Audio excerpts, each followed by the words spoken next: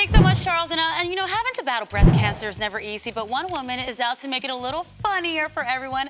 Please welcome Katy Franco. Katy. Hi, Katy. how are you? Good morning. I'm good. I'm happy to have you here. Oh, thank you so much. Well, yes, the show is the breast years of my life, and it's going to be this Saturday at 8 o'clock at the Shakespeare Theater. You can go to FloridaLaughter.com and you can get the tickets there.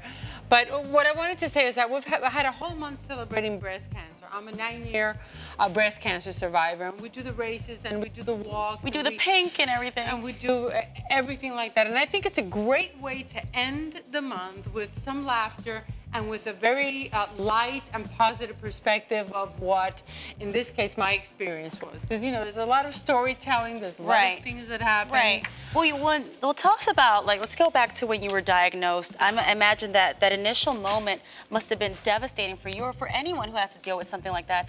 When was that moment where you said, you know what, I'm going to find some laughter in all this and just laugh a little? Well, see, when I was diagnosed, I mean, I found the lump myself. And then when I went to the doctor and I was diagnosed, my boyfriend, you know, ran to the doctor's office, and he was, you know, with me. And when I saw him, I started crying and I ran to him. You know, I'm Latina. I come from soap opera. It was like novela style. So I was hugging him and going, oh, honey, why didn't you marry me before I knew it? I knew it. He's like looking at me like, what? I said, yeah, now I'm going to be a Latina, never married. What are you talking about? So anyway, you know, you first have that kind of reaction. And even though it's serious, when you look back at it, you go, well, I mean, that's pretty fun to react that way. Dramatic. And I think it was because I was thinking very fast, what were the things that I hadn't done in life that I wanted to do? And one of them was to get married. You know, but I always refused to get married to someone that I wasn't in love with. And this one ended up being the Prince Charming. So tell us, when did you say, you know what, I'm going to do a show?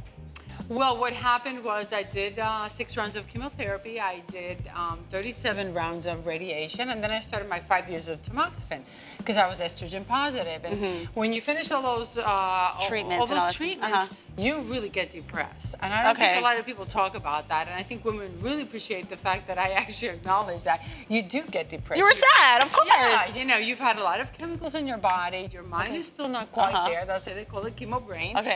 And then suddenly I decided, do I take, you know, do I get more depressed, or do I Prozac, or do I try to be creative?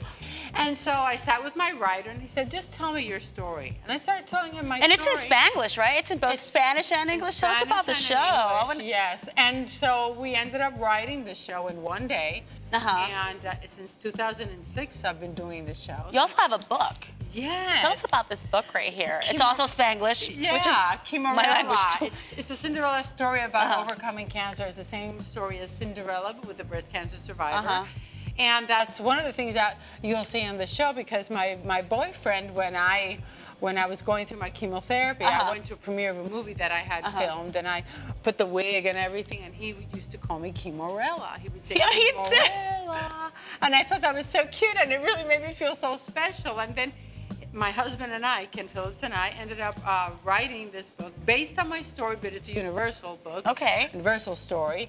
And it has a happy ending. It is positive. It is humorous. You know, humor is an instant vacation. Humor helps your immune system. You get oxygen to your brain. It makes you happier. It makes you more productive. It makes you not focus on then again, where can people, the show is when? Is it this? The show is this Saturday. And they can get the information. Center. And you get the tickets at LaughFlorida.com.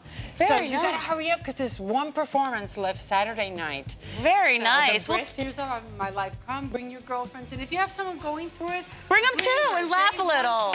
They want to laugh. They want to. More information on our website at dbz.com. Thank you for being here. Oh, thank you.